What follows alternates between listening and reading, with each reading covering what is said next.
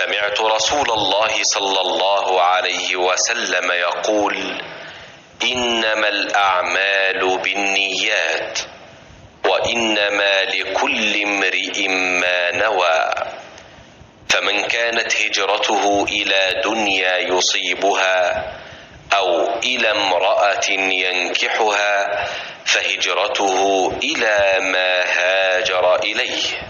हुजूर अकरम सल्लल्लाहु अलैहि वसल्लम का इरशाद है,